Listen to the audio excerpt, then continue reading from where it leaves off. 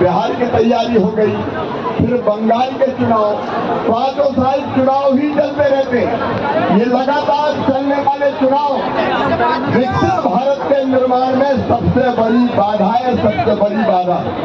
आप बताओ, 4 महीना पहले विधानसभा के चुनाव 4 महीने बाद लोकसभा के साथ हो सकते थे कि नहीं हो सकते थे? अरे हो सकते थे कि नहीं हो सकते थे? ये लगातार होने वाले चुनाव में कितना खर्चा होता है आपको पता है? 4 लाख से 7 लाख करोड़ रुपया तक इन चुनाव में खर्चा होता है।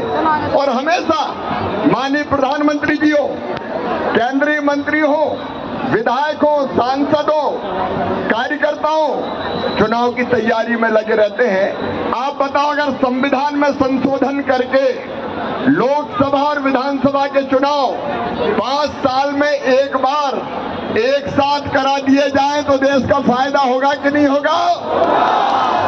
ये देश की प्रगति और विकास में लगातार होने वाले चुनाव बाधक हैं। और इसलिए हमारे प्रधानमंत्री श्रीमान नरेंद्र मोदी जी ने, भारतीय जनता पार्टी ने भी अपने संकल्प पत्र में कहा था, पैसा बचाओ, समय बचाओ, क्योंकि चुनाव होते हैं तो सारे काम ठप, सारे नेता चुनाव प्रचार में, अफसर चुनाव की व्यवस्था में, मास्टर वोटर लिस्ट बनाने में, आंगनबाड़ी कार्यकर्ता हो, आशा कार्यकर्ता हो, बाकी कर्मचारी हो, अपना काम छोड़ के केवल चुनाव ही कराते रहते हैं। इसलिए अब समय आ गया है नोएडा वालों कि संविधान में संशोधन हो और 5 साल में एक बार विधानसभा और लोकसभा के चुनाव एक साथ हो।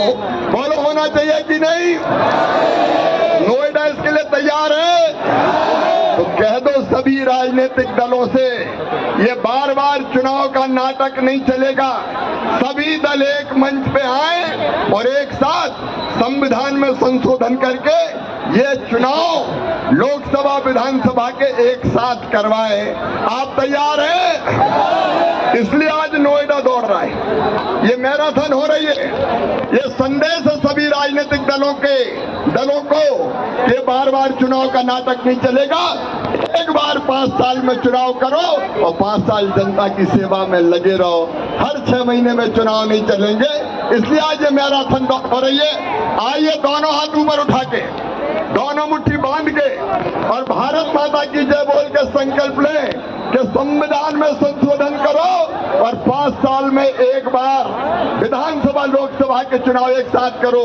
बोलिए भारत माता की, भारत माता की, भारत माता की। मैं नोएडा को प्रणाम करता हूं। सवेरे 6 बजे इतनी बड़ी संख्या में आप इस उद्देश्य के लिए आए, बहुत बहुत धन्यवाद, प्रणाम, नमस्कार।